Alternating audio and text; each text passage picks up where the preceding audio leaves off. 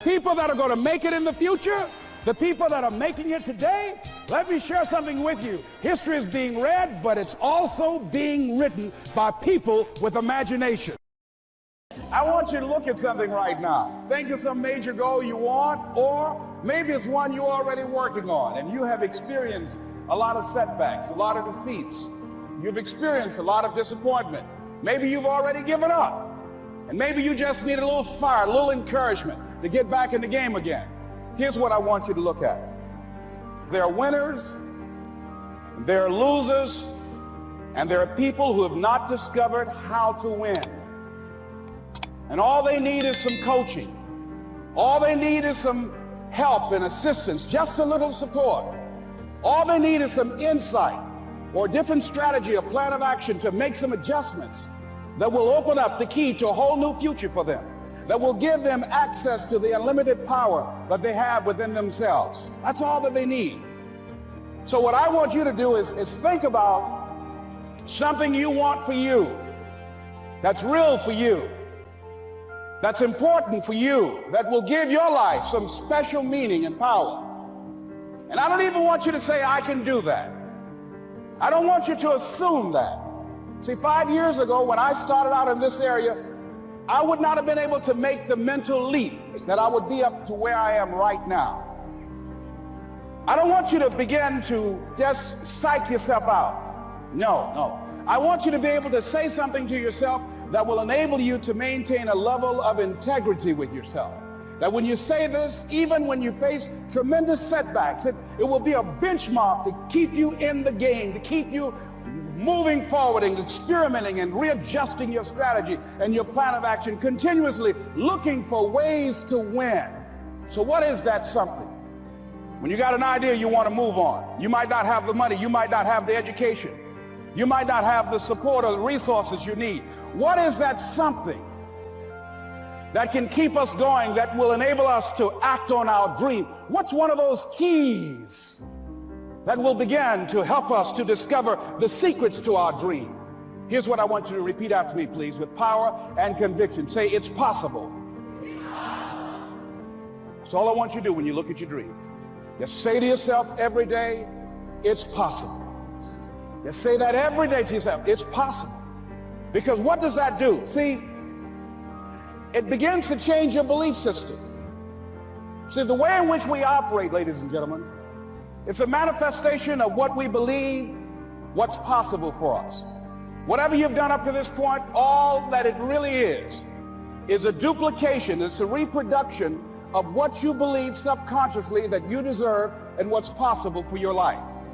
Most people operate out of their personal history, out of their memory, things they've done, things they've experienced, things they've seen, things that they have observed. What I'm suggesting that you operate out of a larger vision of yourself. I want you to see yourself doing what you want to do, experiencing what you want to experience, having what you want to have, doing what it is that gives your life some meaning and value. Operate out of your imagination, not your memory.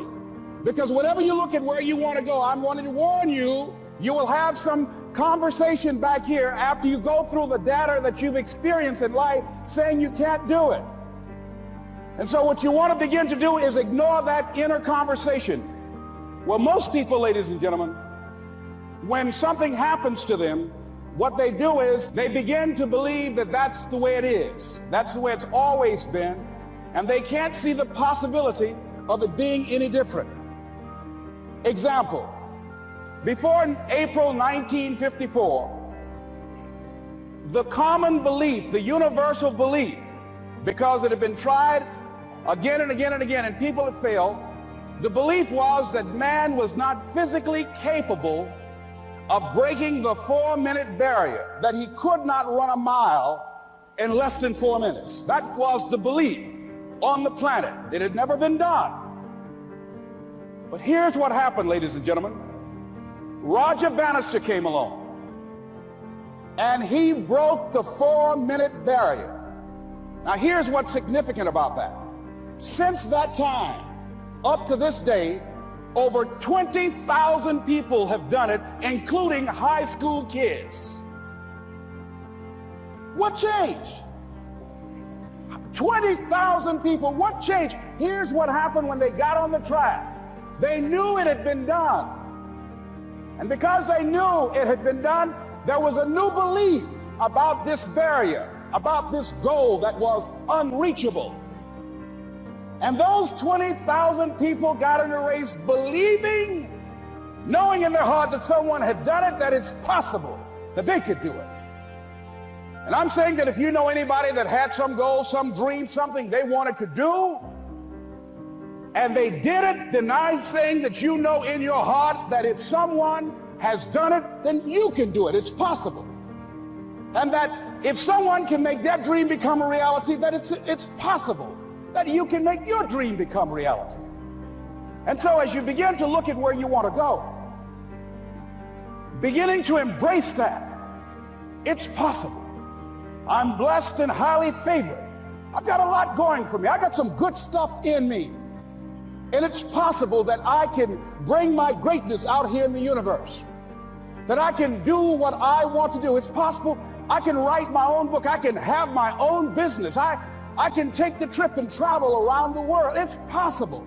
I can bounce back from adversity and reinvent my life. It's possible. Regardless of where I am, the things can get better for me. It's possible. I'm thinking about two men right here in Chicago who are fairly successful, similar background, educated. They worked for a corporation for many years, and they were among many people that were laid off. Two guys who were very good friends.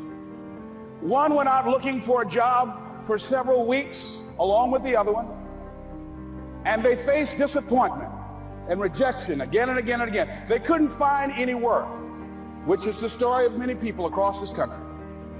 One guy stopped. He became discouraged. He stopped going. He stayed home looking at television, became very argumentative and toxic with his wife, drinking beer, getting on the phone, talking to his other negative, unemployed friends. And he just gave up. The other guy kept looking for a job everywhere he could go. Every time he could get an opportunity, kept asking people, networking, checking the newspapers every day. Kept going everywhere he could, trying to find a job. You have too much education. You're overqualified. You won't be here long enough. He kept going. He kept going. He went to a place and said, look here, I tell you what, if you can't hire me, and I know you can use my talents, abilities, and skills, I don't want to sit home and do nothing. Just let me do some volunteer work. You don't have to give me anything, all right? I just want to work. I want to be busy. Guy said, okay, it's on you now, but don't expect me to give you anything. It's okay. This guy came in and worked. He was the first one there. The last one to leave was the best employee there. About 4 weeks later, one of the top managers quit. They were looking for a replacement. Guess who they selected? This other guy. This guy who was volunteering his time. He got the job. What was the difference between the two men? Eyesight and mindsight.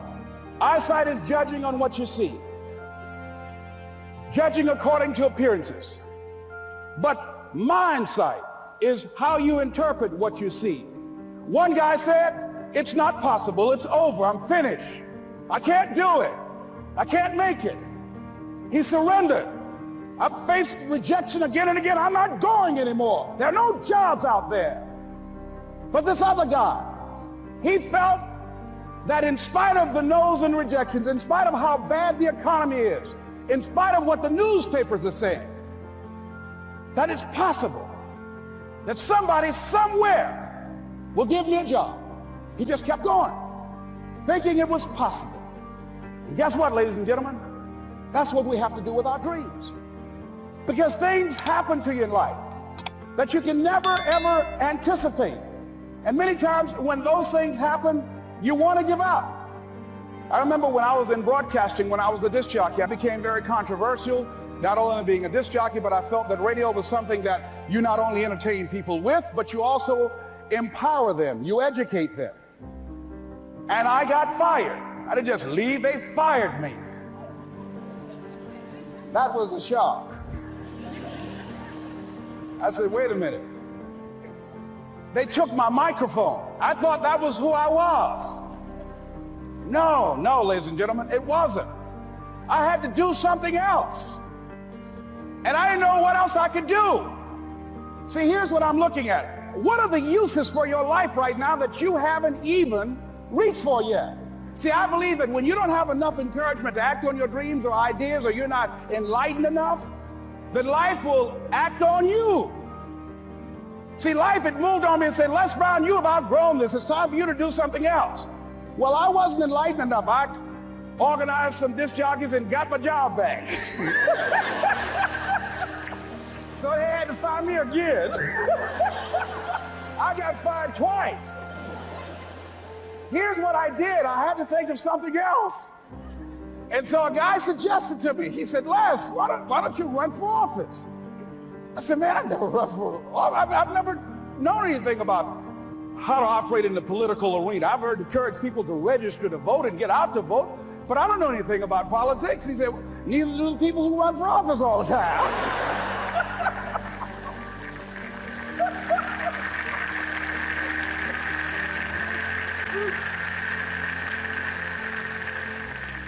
So I ran. Now here's what I'm suggesting. I ran.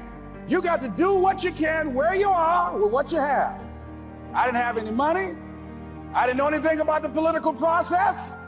I didn't even have any support. But here's what the guy told me. It's possible you could win. That's all I had. I was running against an endorsed candidate. He was an incumbent. He had the newspaper support, all of the leadership in the community, and I was challenging this guy. So I had a saying when I was on radio, stand up for what you believe in because you can fall for anything. And I would go door to door. I have my kids on one side of the street. I would be on the other, and I'd knock on doors. Hello, my name is Les Brown. Tell everybody I'm still standing. They get on the phone. Child, Les Brown was to my house today. You know the boy on the radio with the big mouth? Yeah, they fired him, honey. Say he's still standing. See, I'm saying just keep moving. Don't start feeling sorry for yourself. Don't spend time blaming and talking about what happened to you. See, whatever you talk about, that's what you multiply and expand in your life experience. So don't talk about stuff unless you want it to keep on happening to you, all right? So I got in that kind of action.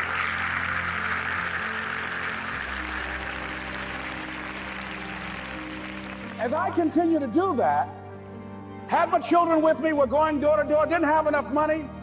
Eventually, we got close to the election and something happened that really surprised me. Guys who I thought were going to either support me or stay out of it, various powerful community leaders, they became involved in it and they endorsed my opponent. I felt devastated. Now that's going to happen to you when you're working on your dream. Things are going to happen that's going to catch you on the blind side. That was shocking to me. They didn't have to do that. All they had to do was just stay out of it. But here they go, come up in there messing with me. Now that's going to happen. There's some people who believe it's their personal business to stop you from living your dream, all right?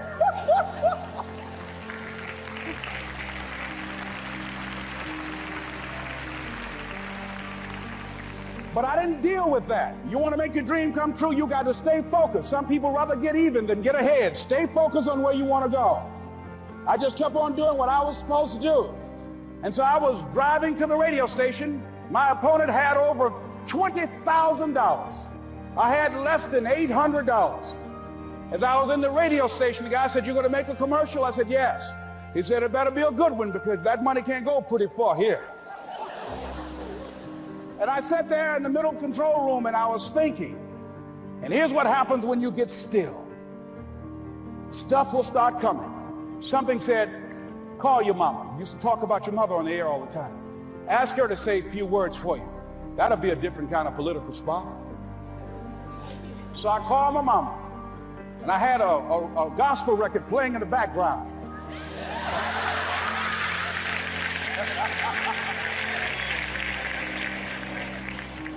And then I had my mother say, "Hello, this is Mrs. Mamie Brown. When I raised my sons, I raised them to be good children. When they got out of hand, I beat their behind and made them go right. Please vote for my son. He's a good boy."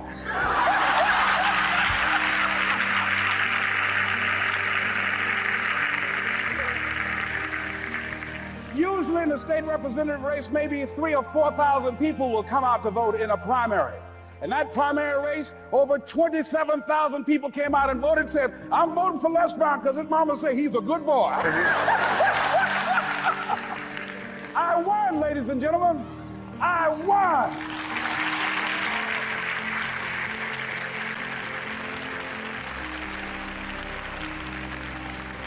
So you've got to be willing to stay focused, to be creative, to be relentless, because things are going to happen to you when you're working on your dream. When you get on track. I remember when I first got involved in speaking, one of the main things that speakers like to do is speak to a certain association that they have over 10,000 of their sales reps that come to this convention. And I was relentless. I kept saying, it's possible. It's possible. See, what I want to let you know and set you up for, because you say it's possible, don't mean that you're not going to have any problems. That Murphy's Law ain't going to come and slap you side the head. Oh, Murphy gonna come visit you. He's waiting for some of y'all out in the parking lot. Oh, you say it's possible. Okay, it's possible. You're gonna get it up. Well, I was working. I kept saying it's possible. They got other speakers on this program. I can be on that program too. I kept selling myself. I got all fired up. And I was calling them every day, every day. And the lady finally said, Mr. Brown, I tell you what, we want you to come in and talk to our sales executives. You got the kind of fire and guts that they want, that will motivate them. And let me tell you something else. We want you to bring your motivational tapes. You're going to need at least $50,000 worth of tapes. I said, is that right? Yes, because they want to keep that drive alive. I said, all right. I called the guy to duplicate my tapes. I said, Don, how you doing? This is Les. Let me tell you, I got a major speaking engagement. I said, man, it's a speaker's dream. I need over $50,000 worth of product. He said, Les, you don't have that kind of credit.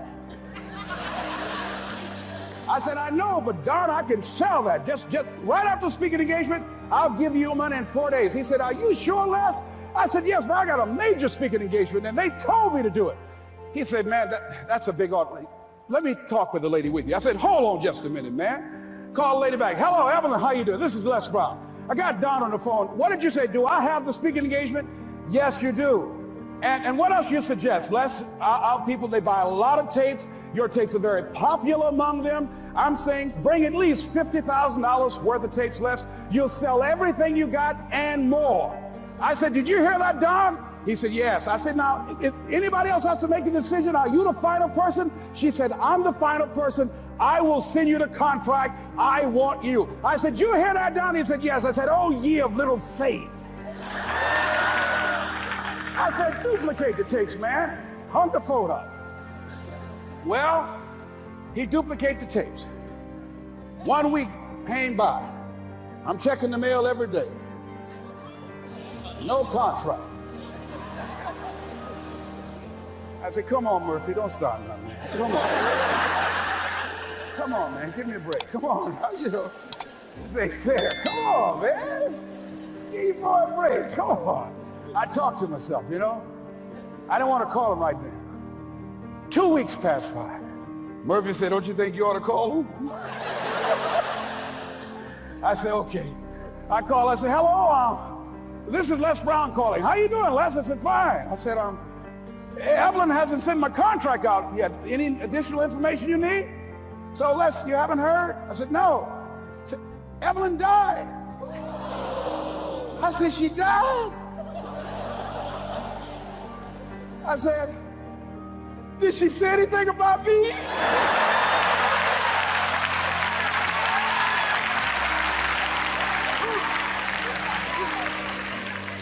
When I got home, I was so wiped out. And Murphy was in the house waiting on me. Murphy said, is it possible you want to listen to some of your tapes?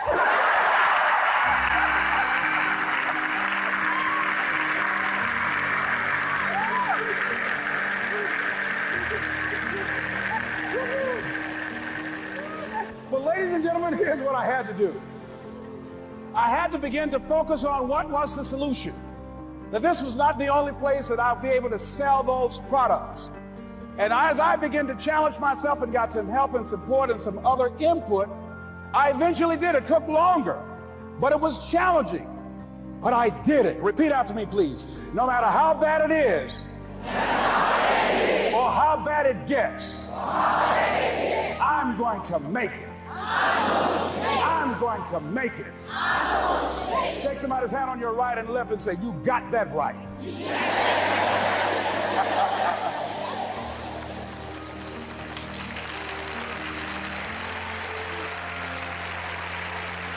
Repeat after me, please. It's possible. I can have my dream. I can get what I want. I must be creative. And never give up. People that are going to make it in the future, the people that are making it today, let me share something with you. History is being read, but it's also being written by people with imagination.